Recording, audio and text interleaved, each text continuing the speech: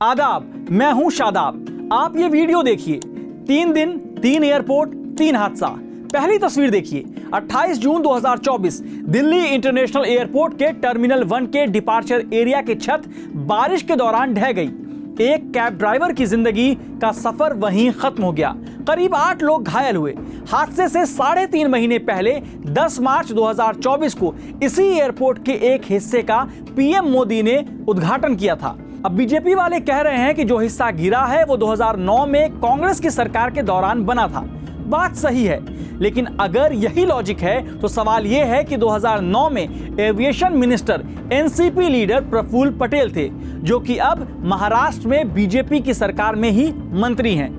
लेकिन सवाल है कि 15 साल पुराने एयरपोर्ट की छत का मेंटेनेंस क्यों नहीं हुआ। इस वीडियो में हम आपको सिर्फ ये नहीं बताएंगे कि कब कहां क्या हादसा हुआ, बल्कि आपको एक एक कर उन हादसों से जुड़े स्टेक होल्डर और आपके टैक्स के पैसे कहां कितने खर्च हुए हैं वो भी बताएंगे, ताकि आपको भी पता चले कि फीता काटने और उद्घाटन की रेस में आपकी सुरक्षा और जिंदगी के साथ कैसे खिलवाड़ हो रहा है। और आप भी पूछें, जनाब ऐसे कैसे। वीडियो आगे देखने से पहले आपसे एक अपील। क्विंट आपके सवाल और आपके मुद्दे उठाता रहा है और आप चाहते हैं कि आम लोगों की आवाज सुनी जाए, तो हमारा साथ दें। क्विंट हिंदी के YouTube को सब्सक्राइब करें, वीडियो को शेयर करें। एक और तस्वीर देखिए। जबलपुर एयरपोर्ट, तारीख 27 जून 2024। मध्य प्रदेश के जबलपुर में डुमना एयरपोर्ट पर टर्मिनल की छत टूटकर एक सरकारी अधिकारी की कार पर गिरी। गाड़ी चकनाचूर हो गई। शुक्र है कि कार में उस वक्त कोई मौजूद नहीं था। अब थोड़ा फ्लैशबैक में ले चलते हैं आपको। 14 मई 2022 को पीआईबी का आप प्रेस रिलीज देखिए। हेडलाइन लिखा है, जबलपुर हवाई अड्डे को मिलेगी नई टर्मिनल बिल्डिंग। जबलपुर एयरपोर्ट के अपग्रेडेशन के लिए 412 करोड़ का बजट था। एनकेजी इंफ्रास्ट्रक्चर लिमिटेड को जबलपुर टर्मिनल का ठेका मिला था। एनकेजी इंफ्रास्ट्रक्चर लिमिटेड की वेबसाइट पर भी लिखा है कि hyperbolic roof design for natural lighting RCC prefab structure work किया गया है। और देखिए, छत भी वहीं गिरी। बता दें कि किसी एयरपोर्ट पर क्या, कैसे, कौन काम करेगा, इसके लिए airport authority of India tender जारी करती है। फिर एयरपोर्ट अथॉरिटी को भी जवाब देना चाहिए कि गुणवत्ता की जांच क्यों नहीं हुई, अधिकारियों पर क्या एक्शन हुआ। एक और तस्वीर देखिए। 27 जुलाई 2023 को प्रधानमंत्री नरेंद्र मोदी ने 1405 करोड़ रुपए की लागत से गुजरात के राजकोट में बने अंतरराष्ट्रीय हवाई अड्डे का उद्घाटन किया था। और 11 महीने बाद 29 जून को एयरपोर्ट के पैसेंजर पिकअप और ड्रॉप एरिया की कैनोपी का एक हिस्सा भरभरा कर गिर गया। राजकोट का नया एयरपोर्ट का निर्माण एयरपोर्ट अथॉरिटी ऑफ इंडिया और गुजरात सरकार के नागरिक उड्डयन विभाग के बीच MOU साइन हुआ था। इसके कंस्ट्रक्शन की जिम्मेदारी Yashnand engineers and contractors private limited को मिली थी। सिर्फ एयरपोर्ट ही नहीं, जून 2024 की बात करें तो देश भर में सड़कें, पुल, टनल, पानी की टंकी कहीं टूटी तो कहीं बही। ऐसे में सवाल उठता है कि आपके टैक्स का पैसा कहां खर्च किया जा रहा है, जब आपकी जिंदगी की बुनियादी जरूरतों का ये हाल है। खैर, आप आगे देखिए।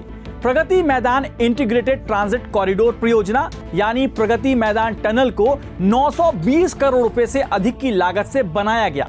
19 जून 2022 को पीएम मोदी ने उद्घाटन किया। अब 2 साल से भी कम समय के अंदर उसमें क्रैक की खबरें हैं। दिल्ली के प्रगति मैदान टनल में कहीं पानी का रिसाव हो रहा है तो कहीं टनल के फाउंडेशन में दरारें देखी गई हैं।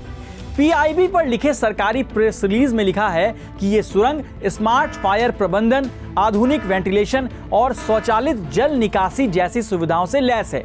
लेकिन ये कैसी जल निकासी थी कि दिल्ली में पहली बारिश हुई और ये डूब गया। और तो और 3 दिनों तक इसके रास्ते बंद करने पड़े। यही नहीं, दिल्ली सरकार के पब्लिक वर्क डिपार्टमेंट ने इसको बनाने वाली कंपनी L&T को नोटिस भेजकर मरम्मत का काम शुरू करने का आदेश दिया था। PWD ने इसके साथ ही कंपनी पर 500 करोड़ रुपए का जुर्माना भी लगाया था। अब आते हैं अयोध्या पर। जिस राम मंदिर के नाम पर देश भर में वोट मांगे गए, अधूरे कंस्ट्रक्शन के बाद भी प्राण प्रतिष्ठा चुनाव से पहले की गई, वहां भी पहली बारिश ने सब पोल खोल दिए। 22 जनवरी को पीएम मोदी ने राम मंदिर का उद्घाटन किया, लेकिन राम मंदिर मुख्य पुजारी सत्येंद्र दास ने दावा किया कि मंदिर के छत से बारिश का पानी टपकने लगा है। मुख्य पुजारी ने कहा कि जहां रामलला विराजमान है, पहली बरसात में ही पानी चूने लगा। हालांकि मंदिर ट्रस्ट के महासचिव चंपत राय ने परिसर में रिसाव के दावों को खारिज कर दिया।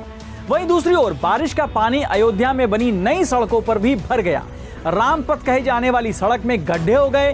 न्यूज एजेंसी पीटीआई की रिपोर्ट के मुताबिक अहमदाबाद की भुवन इंफ्राकॉम प्राइवेट लिमिटेड, जिसे काम का ठेका मिला था, उसे उत्तर प्रदेश सरकार ने नोटिस जारी किया है।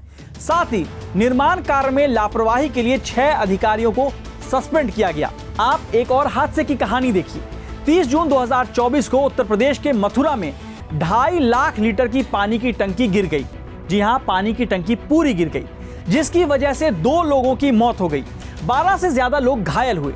मथुरा की इस पानी की टंकी को बनाने में 3 साल लगे और सिर्फ 1.5 साल में ढह गई। गंगा जल पेयजल परियोजना के तहत 6 करोड़ रुपए की लागत से जल निगम द्वारा 2021 में टंकी का निर्माण पूरा किया गया था। नवंबर 2023 में उत्तराखंड के उत्तराकाशी में सिलक्यारा में सुरंग ढह गया। इसमें 17 दिनों तक 41 मजदूर फंसे रहे। बता दें कि 20 फरवरी 2018 को पीएम मोदी की अध्यक्षता में कैबिनेट ने 4 धाम महामार्ग परियोजना को मंजूरी दी थी। इस प्रोजेक्ट की कुल लागत 1383 करोड़ रुपए थी। सिलक्यारा टनल का निर्माण नवयुग इंजीनियरिंग कंपनी लिमिटेड कर रही है।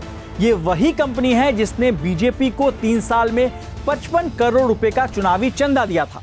मौत की और सरकारी लापरवाही की एक और कहानी देखिए। 30 अक्टूबर 2022 को गुजरात के मोरबी शहर में मच्छू नदी पर बना एक झूला पुल ढह गया था। इस घटना में 135 लोगों की मौत हुई थी।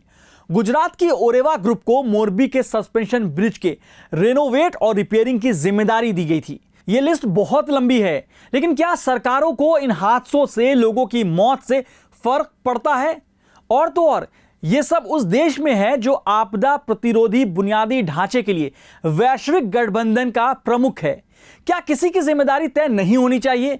क्या बस हादसे होते जाए और हम भूलते जाए और फिर खतरों के साथ चलते जाएं? वेंसडे मूवी में नसीरुद्दीन शाह का डायलॉग है, मैं वो हूं जो आज बस और ट्रेन में चढ़ने से डरता है।